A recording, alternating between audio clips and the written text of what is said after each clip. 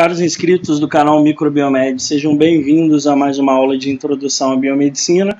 Nessa aula a gente vai falar sobre os caminhos do biomédico, quais caminhos vocês podem percorrer ao entrar na graduação e depois saindo dela.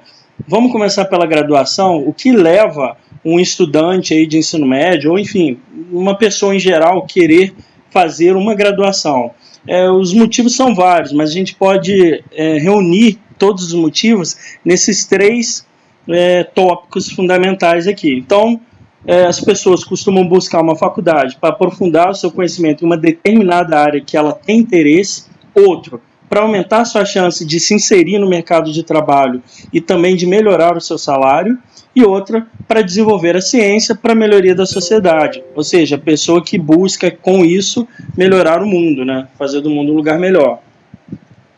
Começando pelo primeiro tópico, o que é aprofundar conhecimentos para um biomédico? Um biomédico ele vai aprofundar os seus conhecimentos em medicina, em farmácia, em biologia. Lembrando que é da fusão dessas três áreas do saber é que surgiu o curso de biomedicina. É por isso que ele tem este nome, biomedicina.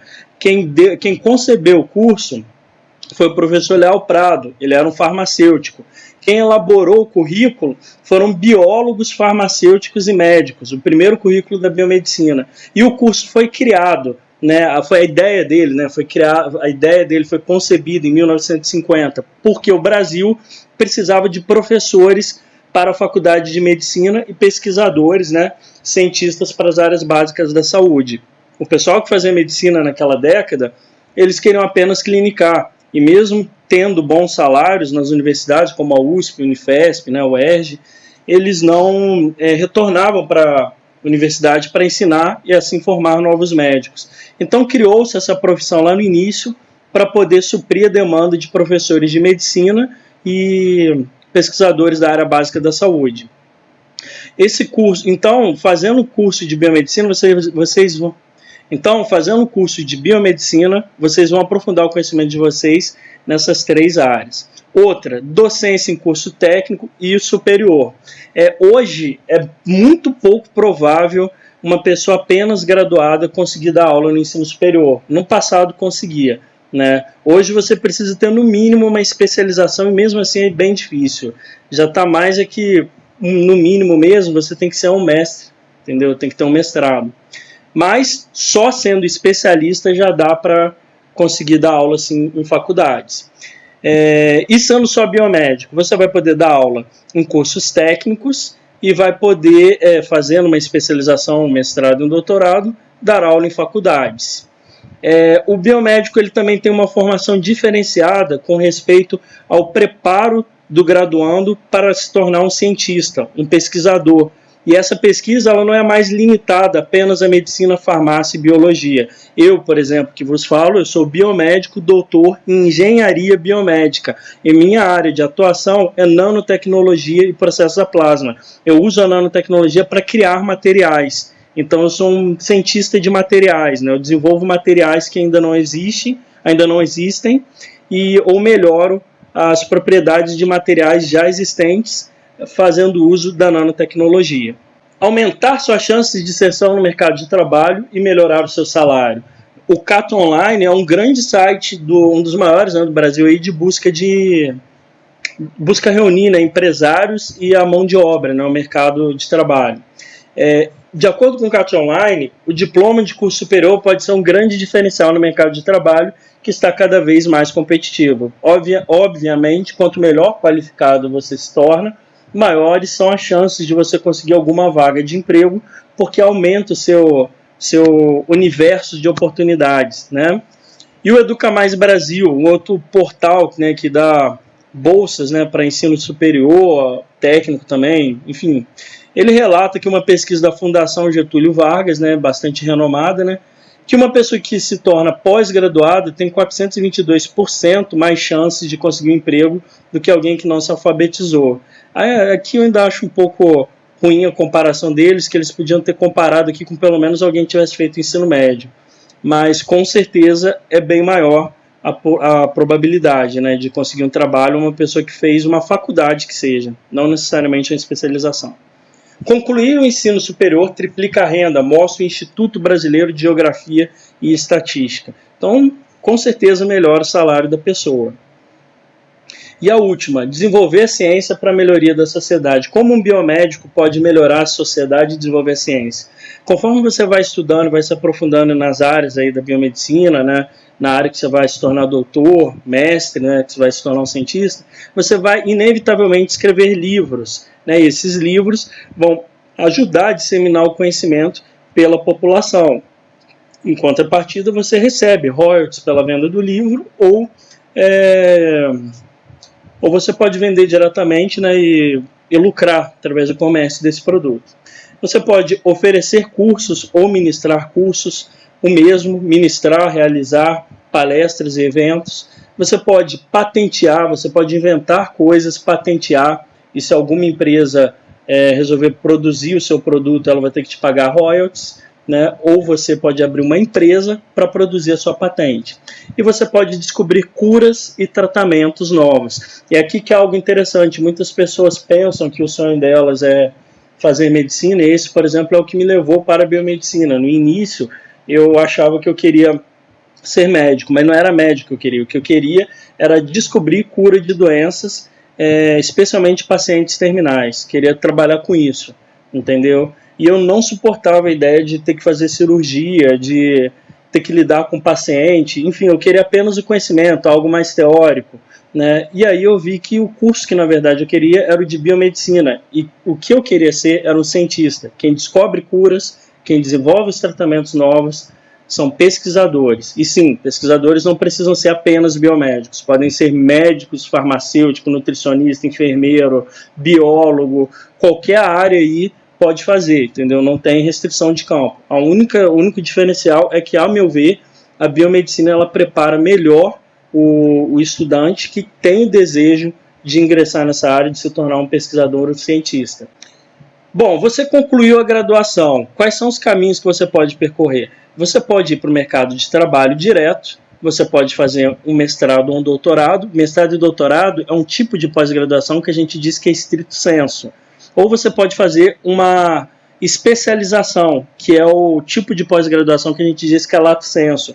Muitas pessoas, de forma leiga, acreditam que quando você sai da graduação, você faz uma pós-graduação, a pós-graduação seria o lato sensu, né? E o mestrado e o doutorado é outra coisa. Mas na verdade não é, entendeu? Pós-graduação é tanto a especialização quanto o mestrado e doutorado. Você saiu da faculdade, todo o curso que você fizer aí, né, de um grau superior ao terceiro, é considerado pós-graduação. Se você vier direto para o mercado de trabalho, você vai trabalhar na área em que você se habilitou durante a graduação, especialmente no último ano.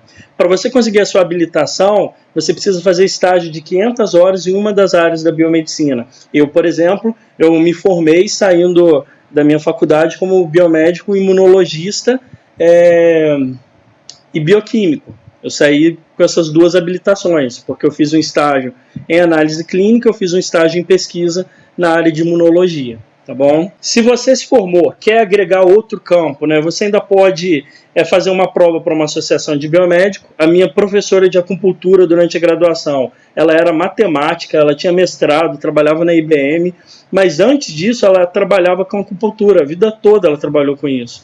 Ela fez biomedicina porque ela quis sair do mercado da informática, voltar para a acupuntura, que é o que ela gostava, né, a paixão da vida dela.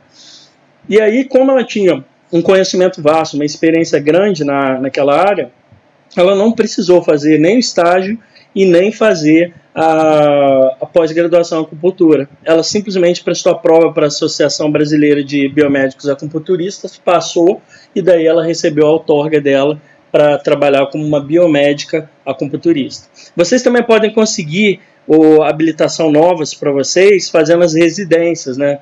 Então tem vários hospitais aí que oferecem residências multiprofissionais, vocês podem fazer, e a residência ela vale como uma habilitação para você. Uma das áreas que mais tem residentes na biomedicina é a área de perfusão extracorpórea, porque você tem sempre que trabalhar num hospital que faça cirurgia cardíaca, né? São hospitais mais equipados, né? Normalmente nas grandes capitais aí do Brasil.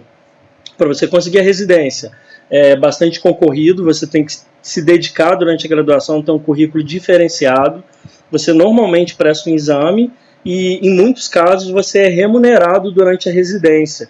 Então, você estuda e é remunerado. E, às vezes, você também já termina a residência e é absorvido pelo próprio hospital onde você estudou. Tá bom? Então é um caminho muito bom, mas vocês têm que se dedicar bastante para poder fazer a residência. Indo direto para o mercado de trabalho, os salários dependem, claro, da área em que você conseguiu a habilitação, mas, no geral, o Brasil ele sempre oferece como habilitação básica, toda a faculdade oferece como habilitação básica, habilitação em patologia clínica, né? Então, todos nós somos patologistas clínicos. E essa área nos habilita a trabalhar em análises clínicas. Esse campo, normalmente, o salário não é muito bom. Ele gira lá em torno de R$2.000, a jornada de trabalho é extenuante, você trabalha de 8 às 18, de segunda a sexta, um sábado sim, um sábado não. Né? E no máximo você vai chegar a ganhar, sendo funcionário em um laboratório, algo em torno de R$5.000, R$6.000, se tornando chefe de setor,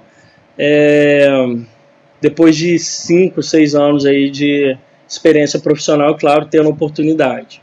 Então é um campo que, em relação às outras áreas, ele deixa muito a desejar no que diz respeito ao seu reconhecimento, à sua valorização como profissional. Além do que a patologia clínica, você compete pela vaga com o biólogo, né, e com o farmacêutico bioquímico. Então é bem concorrido e o salário é bem baixo. Né? Bom, você pode também ir para o mercado de trabalho e, ao mesmo tempo, continuar estudando. Você pode fazer tanto um mestrado e um doutorado quanto um lato sensu, né? Vamos ver o lato sensu. No lato sensu a gente tem várias áreas aqui que podemos nos especializar.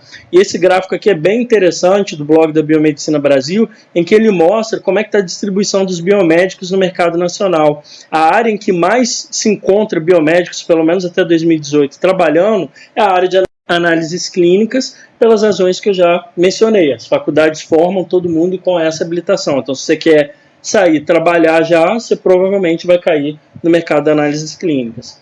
Outra área, essa daqui é a nossa raiz histórica, a gente é muito voltado para a área de docência e pesquisa, então muitos biomédicos são professores e pesquisadores. É o lugar onde eu me insiro, por exemplo. Eu sou cientista e sou professor, né? E depois, em terceiro lugar, isso daqui é interessante, porque uma especialização tão recente, né, que surgiu lá em meados de 2013, ela já ocupou o terceiro lugar. E pelas aulas que eu tenho dado nos cursos de biomedicina, eu tenho visto que ela, na verdade, já deve estar aqui ou no primeiro lugar ou já no segundo, entendeu? E a patologia está caindo, porque os alunos não entram mais buscando esse tipo de trabalho. São bem poucos, né? Numa turma de 40, 50 alunos eu encontro dois que querem essa área, e muitos deles querem a estética. Bom, depois da estética, a gente tem a imagem, que é outra área excelente de campo de atuação. Aqui a gente só concorre com tecnólogo em imaginologia, né? Depois a reprodução humana, excelente área, o banco de sangue, hematologia, perfusão extracorpórea, para quem quer chegar mais perto do que seria um trabalho de um médico, né? Aqui você vai trabalhar em equipe cirúrgica, vai fazer plantão, vai ter que vai ter que participar de cirurgias, né? Fazendo monitoramento do paciente que está com seu coração e pulmão, né, circulando através de uma máquina. Depois a gente vem aqui para as áreas de microbiologia. E aí vem outras áreas aqui, só observarem os gráficos, que incluem biomédicos atuando em campos distintos, tá bom? Então vocês podem se inserir neste mercado. O que eu acho interessante aqui desse gráfico é que a acupuntura é uma excelente área de trabalho. Olha aqui. E mesmo ela sendo tão boa, ela corresponde a apenas 2% dos biomédicos, do campo de trabalho dos biomédicos. É uma área que o SUS ele já engloba, né? Então você pode fazer concurso, entrar em postos de saúde, hospitais públicos, né? Você pode se conveniar a planos de saúde, entendeu? Então, e funciona muito bem. É uma terapia que é realmente eficaz. Ela funciona com cães, para vocês terem ideia. Né? Mas os biomédicos eles não costumam procurar muito pela acupuntura. Se você é um aluno de biomedicina, vale a pena você pensar com carinho na área da acupuntura, tá bom? Bom, Saindo daqui, a gente tem a opção de ir para o estrito senso. E a aula eu vou focar mais no estrito senso. Esse caminho é para quem quer descobrir curas, vacinas, produzir novas técnicas, novas tecnologias e inventar novos produtos, né? Aqui você vai poder ir primeiro para o caminho do mestrado, né? O mestrado ele vai ter como objetivo ampliar o seu conhecimento na área que você gosta, entendeu? Que você tem interesse, né? E ele é voltado, em princípio, para quem pretende crescer no circuito acadêmico, como professor ou pesquisador. O mestre ele ainda é intermediário, ele não completou a sua formação, entendeu? Mas ele tem um conhecimento bastante aprofundado com relação a quem fez apenas uma graduação e até mesmo com relação a quem fez apenas a especialização. Lembrando que o foco da especialização é completamente diferente. Especialização foca em te preparar, em te treinar para você ir para o mercado de trabalho. Mestrado e doutorado é para você descobrir, alavancar a ciência. Então vamos ver um exemplo. Estou fazendo especialização em banco de sangue e hematologia. Bom, você vai aprender a trabalhar com banco de sangue e hematologia. Eu estou fazendo mestrado em hematologia. Aí você vai estudar as doenças do sangue, você vai descobrir novos tratamentos, entendeu? Novas funcionalidades das células, enfim, você vai produzir o material que o especialista vai estudar e que vai ser ensinado na faculdade. O mestrado ele tem duração normal de 2 anos e por isso ele pode ser feito num prazo mínimo de 1 ano e num prazo máximo de 3 anos. Após isso você é jubilado, entenderam? E saindo do mestrado, vocês se tornam habilitados a fazerem o doutorado, né? No doutorado vocês vão desenvolver capacidade para elaborar pesquisas em uma determinada área da ciência. Apenas no nível de doutorado, de doutores, né, é que vocês vão conseguir desenhar experimentos para conseguir comprovar uma tese. Sem isso, você não vai ter, sem um curso de doutorado, você não vai ter recebido, ao menos de maneira formal, a educação e as ferramentas necessárias para você conseguir elaborar uma pesquisa. O doutor, ele busca avanços reais e pertinentes em uma área do conhecimento, entendeu? Normalmente, esse título é concedido à pessoa que já possui o grau acadêmico de mestre. Entretanto, é possível cursar o doutorado logo após a graduação. Eu que vos falo sou uma pessoa que saiu da graduação, eu me tornei biomédico e já entrei no doutorado. Ah, como assim? O que é isso que você está falando? Olha só, você tem um caminho tradicional, esse caminho tradicional é mais fácil para se tornar doutor, que eu estou falando. É o caminho mais fácil, porém ele é bem mais demorado, você vai levar cerca de 10 anos. Qual que é esse caminho? O aluno sai da faculdade, ele vai fazer uma especialização que vai demandar de 1 a 2 anos, às vezes até 3. Depois ele vai fazer um mestrado que vai demandar uns 2 anos, né, de 1 a 3 anos. E depois ele vai para um doutorado, que demanda de 2 a 4 anos. Então você vai demandar aqui em média uns 10 anos para se tornar um doutor. Agora tem um caminho alternativo, ele é mais difícil, mas ele é mais rápido. Em cerca de 4 anos após você se graduar, você já pode se tornar um doutor, né? Isso porque hoje, e tem crescido no Brasil, né, as modalidades de doutorado direto. Vejamos qual que é a condição para se tornar um doutor por esse caminho, que é o caminho que eu segui. Eu sou doutor através de doutorado direto. Depois eu fiz especialização em metodologia da docência no ensino superior e fiz um mestrado em ciências biológicas, embora eu já fosse doutor em engenharia biomédica. Eu fiz isso, o mestrado e a especialização, além de agregar mais conhecimentos à minha pessoa, foi meramente para uma realização pessoal mesmo, porque eu queria ter todos os títulos acadêmicos. Mas em termos de empregabilidade, uma vez que eu consegui o título de doutor, os demais títulos não me agregam em nada, entendeu? O fato de eu ser mestre e especialista não me auxilia em nada. O título de doutor já me abre todas as portas. Bom, se você quer fazer um doutorado, seja direto ou não, é bom, quem quer fazer doutorado, aliás, é bom seguir esses 5 passos aqui. Se você quer fazer doutorado direto, você é obrigado a seguir esses 5 passos. Então, primeira regra, você jamais pode reprovar. Entendeu? Segunda regra, você tem que prezar por ter as suas notas acima de 7. Entendeu? De pelo menos 7. Entendeu? Mas o que importa mais aqui é o teu CR, é quando você soma todas as suas notas e divide pelo número de matérias que você fez. Tem que dar acima de 7. Você tem que apresentar um inglês avançado. Isso porque alguns programas, antes dele, eles pedem para você entregar um certificado do TOEFL, TOEIC, IELTS, né, os órgãos que certificam que a pessoa é proficiente no inglês. Outros você consegue entrar e presta uma prova do próprio programa para você poder se tornar proficiente em inglês dentro da própria universidade. Seja de um jeito ou de outro, você tem que ter um inglês avançado, porque você precisa ler artigos científicos, a maioria está em inglês, e você tem que escrever artigos científicos e vai ser escrito em inglês. Além do que, na carreira da pesquisa, a gente conversa com pessoas do mundo inteiro. E essas pessoas falam diferentes idiomas. A língua universal é o inglês, tá bom? Realizar 2 anos de iniciação científica. Então, dentro da tua faculdade, você tem que fazer 2 anos de iniciação científica durante a sua graduação. Você fez isso, você pega um certificado, né, de que você fez, e você vai ter uma publicação de artigo. Esse artigo vai ser publicado como resultado da sua pesquisa, esses 2 anos, e aí, juntando todos esses elementos, você vai se tornar apto a prestar o exame para se tornar, né, para ingressar num programa de doutorado direto. Bom, por que tem que ter CR acima de 7? Eu fiquei com 6,5, não vou conseguir mais e tal. Bom, você tem que ter o CR acima de 7, você tem que ter os 2 anos de iniciação, tem que publicar artigo, pelo seguinte motivo. Os alunos que concorrem às bolsas, né, às vagas de doutorado direto, em sua maioria são excelentes alunos, né, são excelentes estudantes. Então, se você peca aqui, você fica com a nota 7, que seja o CR7, você muito provavelmente vai empatar com vários concorrentes, né, e os demais vão ter o currículo melhor do que o seu na questão da nota, e ele vai levar a vaga e você não. Então, você tem que prezar pela nota alta.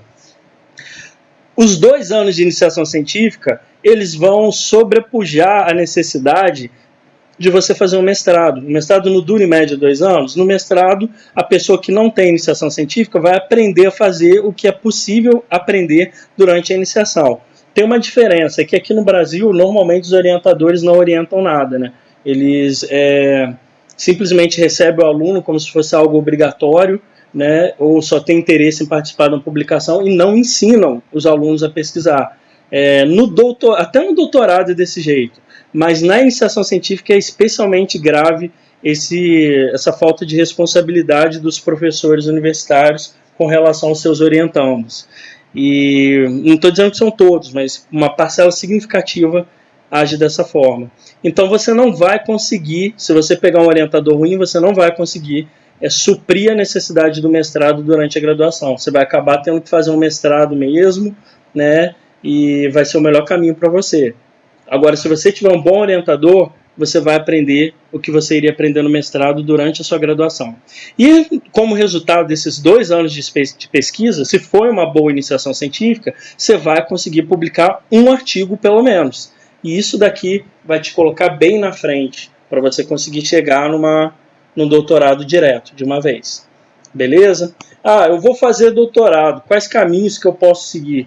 Olha, não tem nem como eu escrever aqui nesse slide quais são os caminhos que vocês podem seguir para fazer o doutorado, tá bom? Existem infinitas áreas e não tem restrição. Se você se torna um biomédico ou uma biomédica perfusionista, por exemplo, e do nada você resolve que você quer fazer um doutorado em literatura brasileira, não tem nada que te impeça. Você vai prestar o exame, vai conversar com a banca vai querer entender por que você está querendo mudar de área, e você vai poder entrar. Você quer sair dali, quer fazer um doutorado, mestrado em restauração artística, sem problema algum. Você pode fazer o que você quiser, tá bom? Não importa a área não importa a sua graduação, as pós são liberadas, especialmente o mestrado e doutorado, para todas as graduações igualmente. Beleza? Então aqui tem algumas das áreas aqui que biomédicos costumam fazer mestrados e doutorados, né? A área de oncologia, nanotecnologia, exobiologia, né? Que é buscar vida fora da Terra, buscar vestígios de bactérias, né? Ou moléculas orgânicas em outros planetas, meteoros, trabalhar com micro-organismos, metabolismo, nutrição, epidemias, né?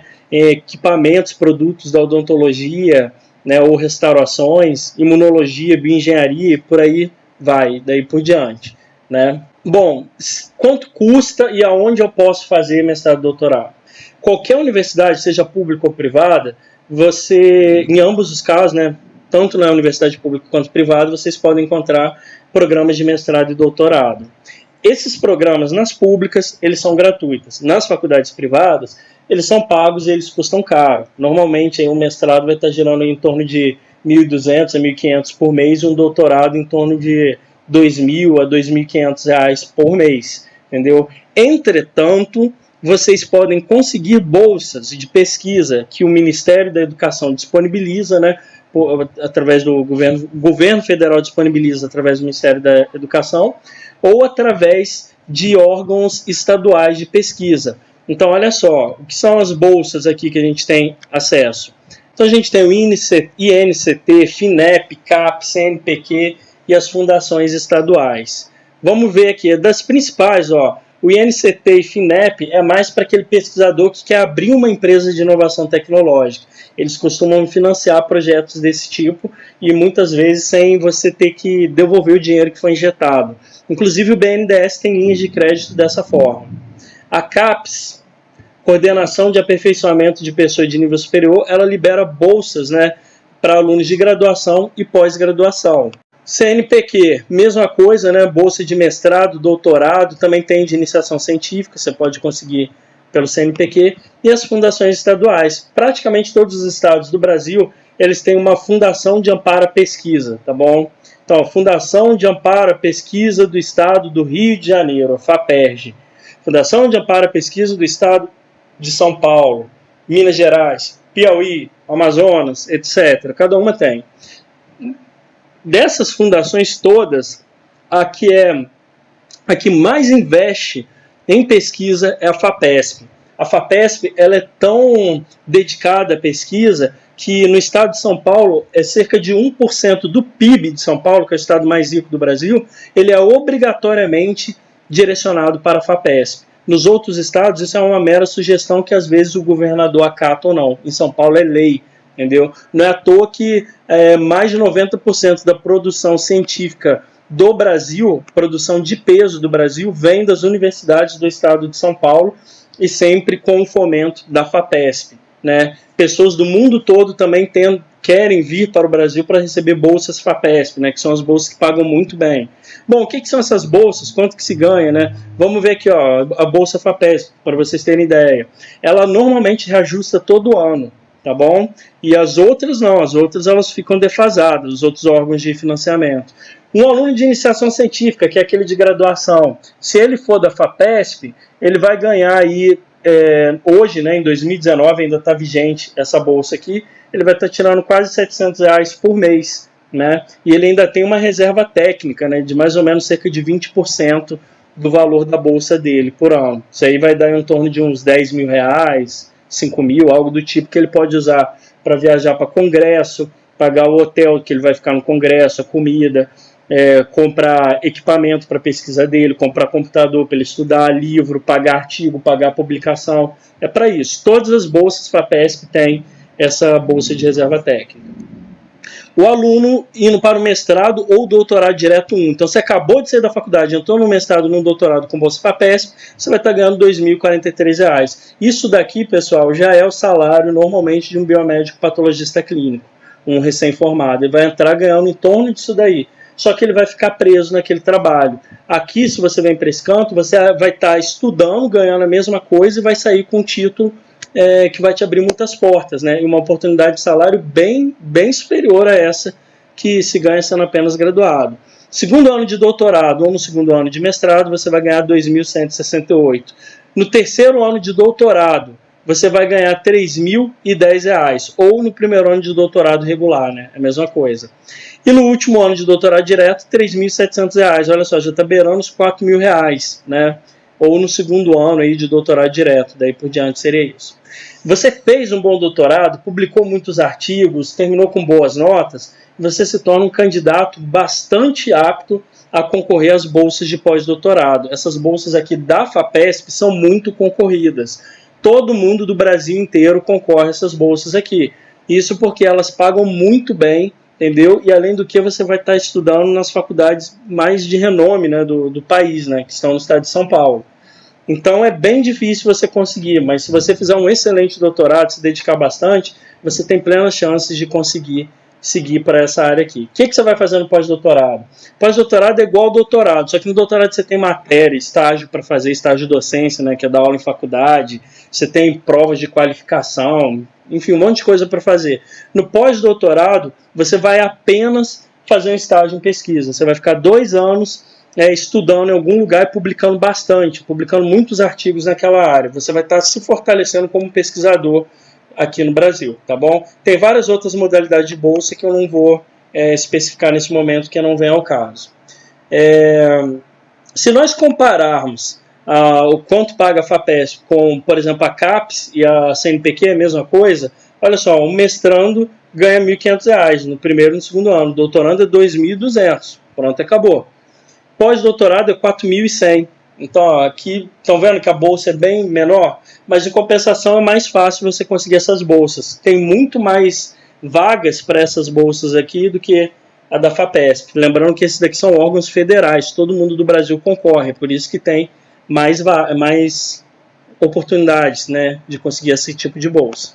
Bom, eu me tornei doutor, o que isso vai trazer para a minha vida de benefício, além do mercado de trabalho? Se você é uma pessoa que sonha em viver no exterior, ou que sonha em dar aula através de um concurso público ou em universidades privadas, ou você quer ganhar dinheiro ficando na sua casa, né, através de royalties, né, ou palestras, ou quer trabalhar na polícia fazendo perícia como um CSI, né, ou você quer simplesmente inventar alguma coisa e abrir uma empresa com aquilo, o doutorado vai abrir tudo isso de oportunidade para você. Com respeito à vida no exterior, olha só, vários países, eu separei aqui alguns dos principais, né, que são mais buscados pelos brasileiros para se mudar, né? Vários países desenvolvidos, eles têm a biomedicina como specific skills, né, como profissão desejável para entrar no país. Então aqui vocês têm, por exemplo, Medical Laboratory Scientist. Isso daqui é o nome do biomédico no exterior. Então lá na Austrália, se você quer ir para a Austrália, tá vendo? É a 49ª profissão que eles mais precisam lá.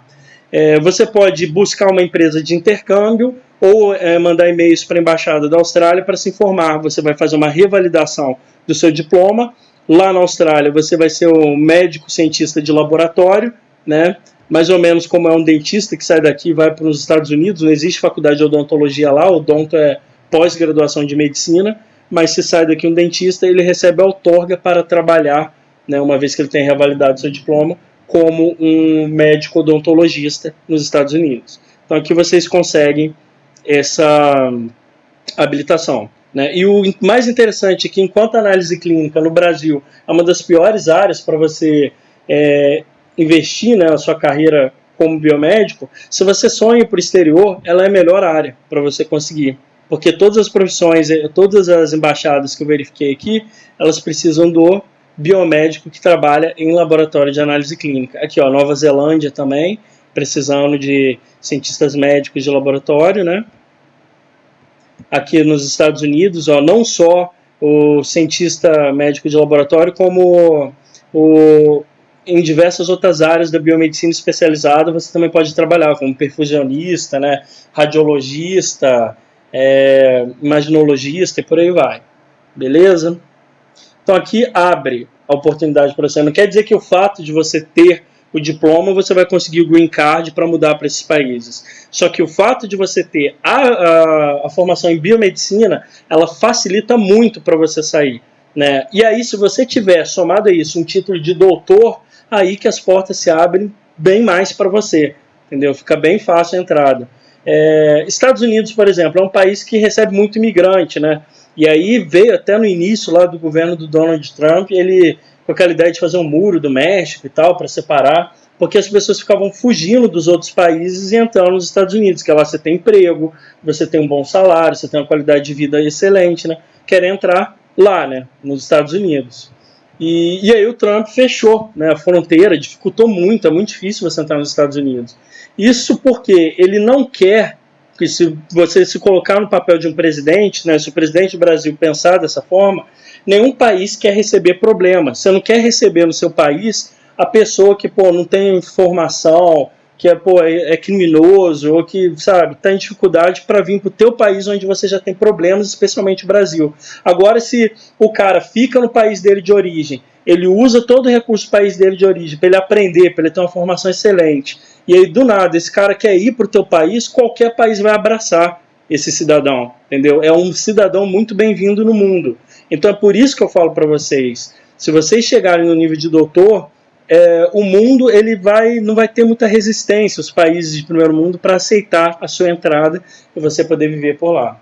Bom, com o título de doutor você também consegue emprego mais fácil no exterior. Aqui é a Universidade de Manchester, né? Ela tem um link lá para o Jobs e vocês podem ver aqui as vagas. São muitas vagas o tempo todo abertas, né? Tanto de pós-doutorado, quanto para ser apenas um professor em sala de aula, quanto para ser um estudante, um pesquisador. Aqui, por exemplo, você ganharia um salário que iria de 41 mil a 51 libras por ano, 51 mil libras por ano. Salário lá de um professor doutor, né? Multiplica por 5, né? Então isso aqui vai dar na casa lá dos 200 mil a 250 mil reais por ano o teu salário. Dividindo por 12 vai dar em torno de 20 mil a 21 mil reais por mês. Então é um salário excelente. É claro que o custo de vida lá é diferente do nosso daqui, mas se você, por exemplo, juntar esse dinheiro, você pode, ter uma vida muito boa no Brasil, entendeu? Abrir empresas aqui, voltar, enfim, fazer a sua vida dessa forma, entendeu? E são muitas oportunidades que tem lá não só em Manchester, né, na Europa, nos Estados Unidos, em diversos países como um todo. Inclusive países de terceiro mundo, vocês também conseguem mudar. Que outras vagas também, né, que biomédico pode se candidatar. Muitas vagas mesmo, gente, são muitas vagas.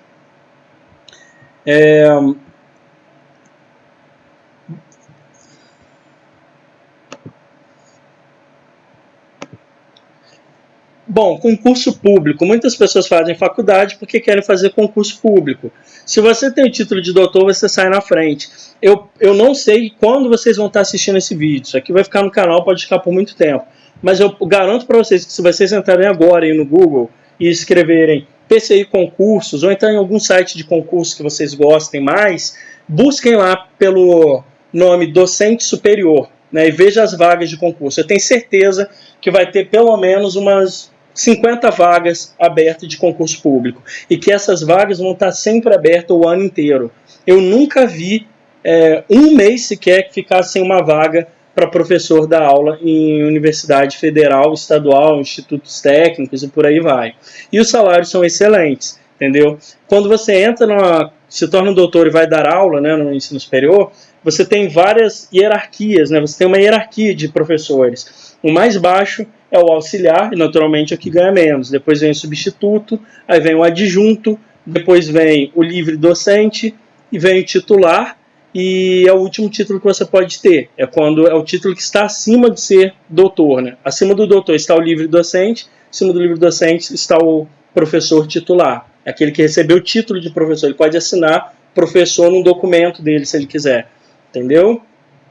E que vocês estão vendo alguns salários aqui que variam de professor titular a professor adjunto, né? Aqui as vagas de titular, 16 mil reais por mês, entendeu? E por que ficam abertas as vagas? É porque são tão poucas pessoas no Brasil que preenchem o currículo, né, as exigências para ser professor titular, que não consegue suprir a demanda de concurso. Então imagina, um concurso que o salário é R$ 16.400 por mês e não tem um inscrito. Vocês já imaginaram? Que se você se inscreve para esse concurso, se você se tornou um doutor bem dedicado, você vai poder pegar essa vaga? E tem várias, você não conseguiu essa, não tem problema, amanhã você se inscreve outra e faz outra, entendeu? Olha só, aqui vocês podem ver, deixa eu passar aqui.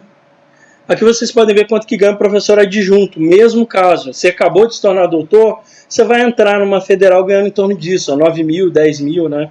Numa privada, faculdade privada, você entra ganhando menos. Porém, todo ano você tem o seu salário reajustado e você pode agregar funções dentro de uma universidade privada que aumenta o seu salário. E você vai ganhar aí, vai começar ganhando em torno de 4, 5 mil reais, mas você também chega a ganhar em torno de 9, 10 mil, de 8 a 10 mil reais. Você vai chegar a ganhar tanto na faculdade privada quanto na pública. É claro que eu estou falando aqui de universidades privadas, tá? Não é uma faculdadezinha pequena, não, que você vai ganhar numa pequena em torno de 3, 4 mil reais, tá bom? Bom, quero ser perito. Quanto ganha um perito da Polícia Federal? R$ 22.600 R$72, tá bom? E o da Polícia Civil, R$ 8.285. Você quer trabalhar como na solução de crimes, né, desvendando esse tipo de problema, você vai prestar exame para essas instituições. A Polícia Federal, em especial, ela tem diversas vagas na perícia que biomédicos podem se candidatar. E aí você vai fazer o exame. Só que a Polícia Federal faz prova de título. Embora você sendo apenas graduado em biomedicina, você já possa concorrer a uma vaga de perito na Federal, na prova de título, quem tem título de doutor acaba saindo na frente.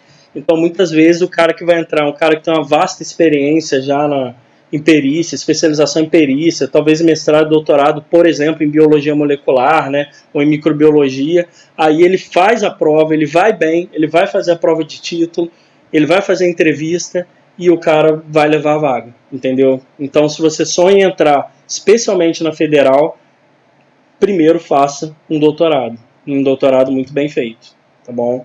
Royalties, como que a gente ganha royalties? Olha só, a lei de royalties, ela não determina quanto que você vai ganhar em cima da venda dos seus produtos, mas usualmente é feito no mercado da seguinte forma: um livro, uma patente sua, né, que é comercializada e vendida por terceiros, você vai ganhar de 5% a 8% em cima da venda daquele produto. Se for uma franquia, de 20% a 30%. Então, por exemplo, um McDonald's da vida, né, daqui do interior do estado do Rio, ele é uma franquia.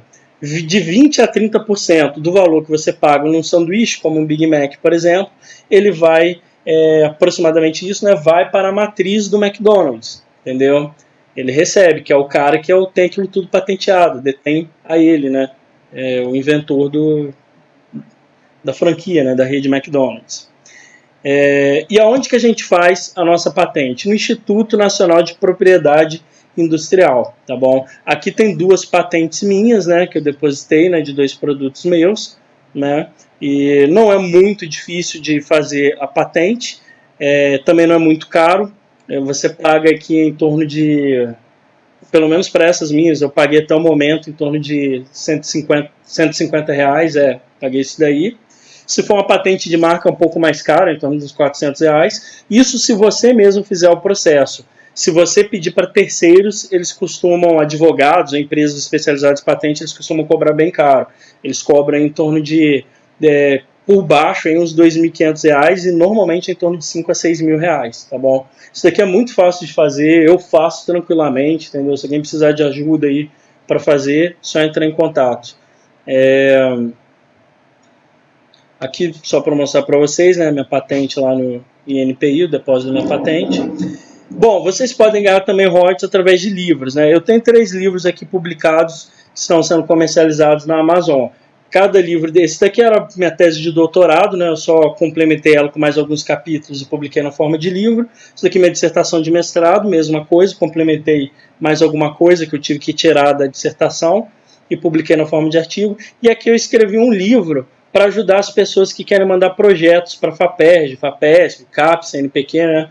E com modelos de projetos de pesquisa, para a pessoa ler, olhar, entender o que é que a banca, né, que vai estar analisando, pede em um projeto. Então tem esses 3 livros, né?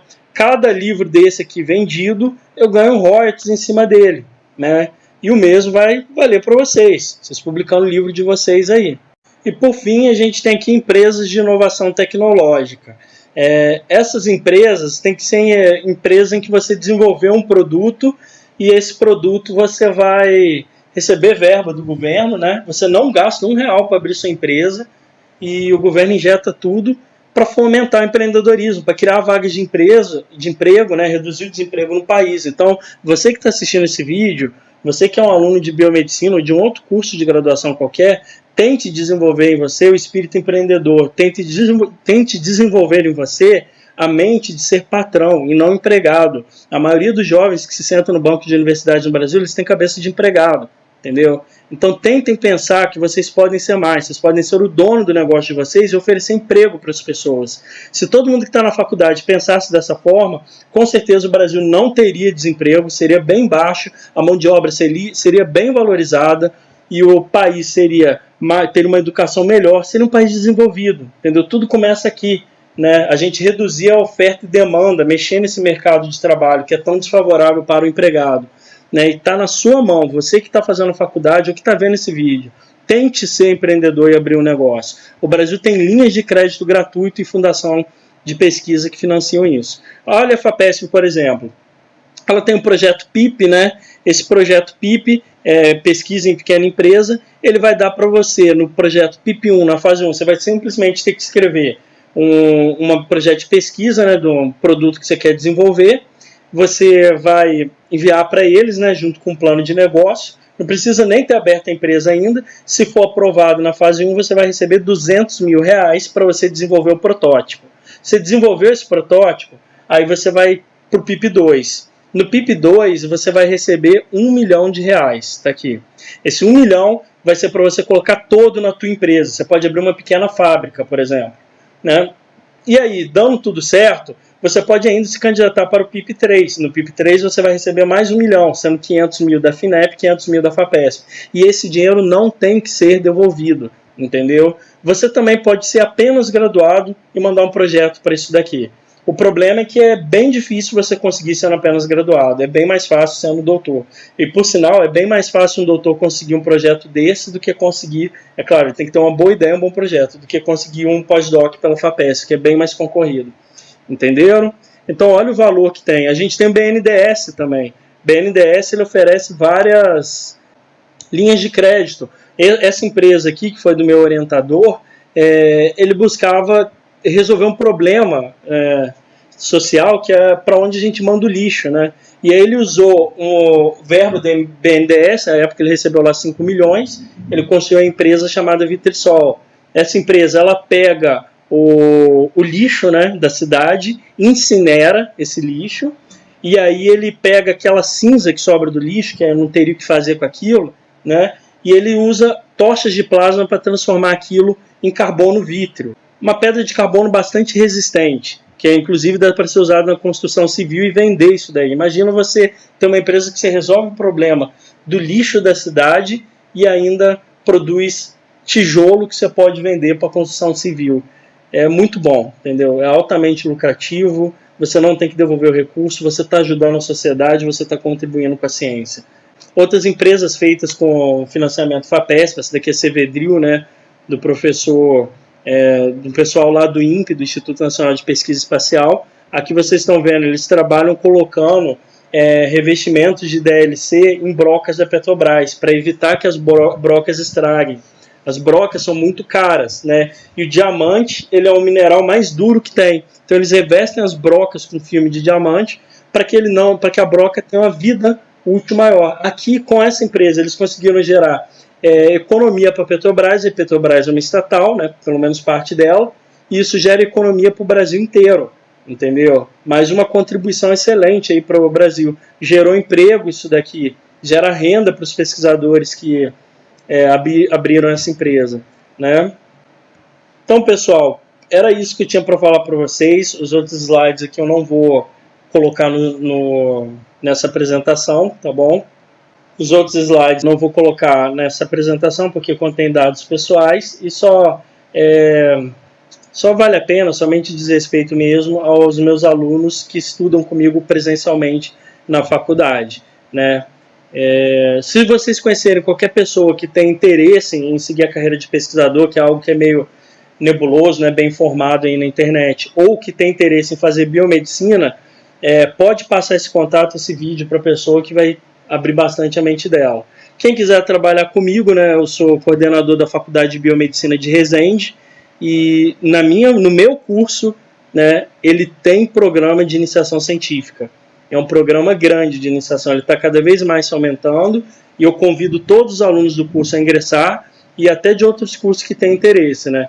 Especialmente aqueles que querem seguir essa carreira. Se vier trabalhar, vier estudar e trabalhar comigo, vai entrar no meu programa de iniciação científica e vai ter todo o caminho desenhado, orientado, porque eu oriento de verdade, entendeu? Os alunos, e vocês vão conseguir se tornar grandes doutores, se Deus quiser, tá bom? Então é isso aí, pessoal. Desejo a vocês uma boa semana, bons estudos, e aí nos vemos na próxima aula. Até mais.